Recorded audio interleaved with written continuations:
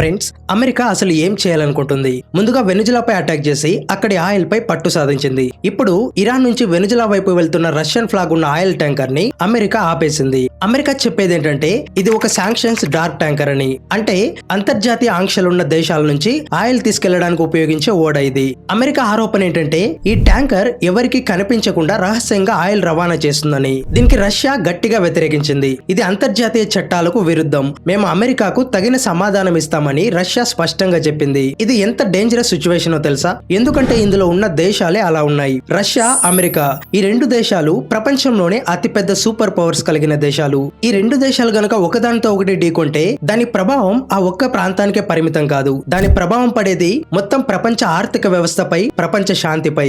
ఎందుకంటే nuclear weapons విషయంలో Russia ప్రపంచంలోనే నెంబర్ 1 దేశంగా భావిస్తారు. రష్యా దగ్గర 5400కు పైగా న్యూక్లియర్ వెపన్స్ ఉన్నాయి. 5400 ప్లస్ న్యూక్లియర్ వెపన్స్ అంటే సాధారణ విషయం కాదు. అదే సమయంలో అమెరికా కూడా ఏం తక్కువ కాదు. అమెరికా దగ్గర కూడా 5100కు పైగా న్యూక్లియర్ వెపన్స్ ఉన్నాయి. ఇప్పుడు ఆలోచించండి, ఈ రెండు మహాశక్తులు నేరుగా ఒకదానితో ఒకటి ఢీకొంటే ఈ ప్రపంచంలో ఏం మిగులుతుంది? ఏమీ మిగలదు. ఈ రెండు దేశాల దగ్గర స్ట్రాటజిక్ న్యూక్లియర్ ఫోర్సెస్ కూడా ఉన్నాయి. అంటే ఒకసారి న్యూక్లియర్ బటన్ నొక్కితే తిరిగి ఆపడం అసాధ్యం. ప్రస్తుతం ఉన్న ఈ టెన్షన్ టైంలో అనుకోకుండా కూడా రష్యా, అమెరికా మధ్య యుద్ధం జరిగితే ఫ్రెండ్స్, ఈ సమయం చాలా క్రూషియల్. అలా యుద్ధం మొదలైతే ఈ ప్రపంచంలో ఏమీ మిగలదు. మొత్తం ప్రపంచంపై న్యూక్లియర్ వార్ ప్రమాదం కమ్ముకుంటుంది. అందుకే మొత్తం ప్రపంచం ఈ యుద్ధాన్ని ఆపడానికి ప్రయత్నిస్తుంది. ఇప్పుడు ఒక ప్రశ్న, ఒకవేళ యుద్ధం జరిగితే ఎవరి వైపు నిలబడతారు? ముందుగా రష్యా వైపు చూస్తే రష్యాకు మద్దతుగా వచ్చే ప్రధాన దేశాలు చైనా, ఇరాన్, బెలారస్ మరియు కొన్ని మిడిల్ ఈస్ట్ దేశాలు. అదే అమెరికా వైపు చూస్తే అమెరికా లాబీ ఇంకాస్త పెద్దది.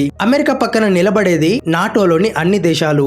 ఆస్ట్రేలియా, కెనడా, దక్షిణ కొరియా, జపాన్ మరియు మిడిల్ ఈస్ట్ లో ఇజ్రాయెల్ లాంటి దేశాలు. అందుకే ఇది ఒక ఆయిల్ ట్యాంకర్ సమస్య మాత్రమే కాదు, ఇది ఒక జియో పొలిటికల్ పవర్ షో. ఇలాంటి పరిస్థితుల్లో ఆ ప్రాంతంలో అస్థిరత చాలా వేగంగా పెరుగుతుంది. రష్యా, అమెరికా లాంటి రెండు సూపర్ పవర్స్ ఢీకొంటే వరల్డ్ వార్ 3 ప్రమాదం పెరుగుతుంది. వరల్డ్ వార్ 3 ప్రమాదం పెరిగితే న్యూక్లియర్ వెపన్స్ ప్రమాదం కూడా పెరుగుతుంది. న్యూక్లియర్ వెపన్స్ యాక్టివేట్ అయితే ఫ్రెండ్స్, మొత్తం ప్రపంచమే ప్రమాదంలో పడుతుంది.